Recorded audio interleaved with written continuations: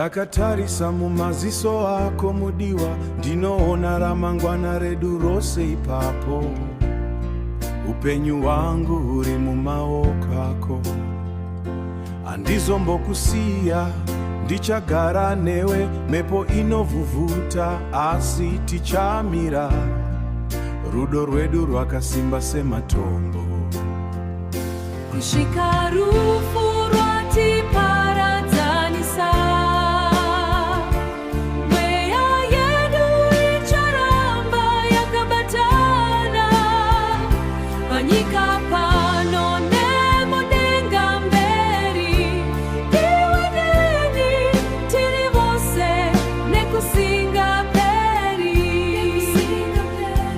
Nguva inofamba segungwa mudiwa, bvudzi richachena, kumeso kuchakunyana. Asi mwoyo wangu hauzombokanganwa, kupfava kwezwi rako nerudo rwako. Ndiwe rugare rwangu panyika ino. Kusvika rufu rwatiparadzanisa, mweya yedu icharamba yakabatana.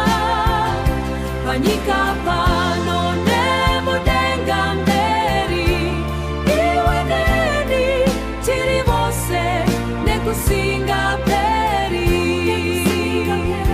Kupfuura guva, kupfuura zuva, chidzidzo chitsvene hachifi zvachose.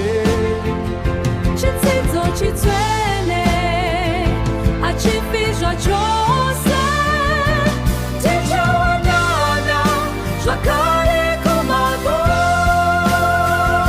Kusvika rufu rwatiparadzanisa,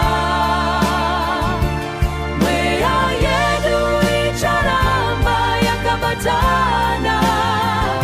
Panyika pano nemudenga mberi, iwe neni tiri vose nekusinga peri. Ndichakuda svika magumo, svika rufu.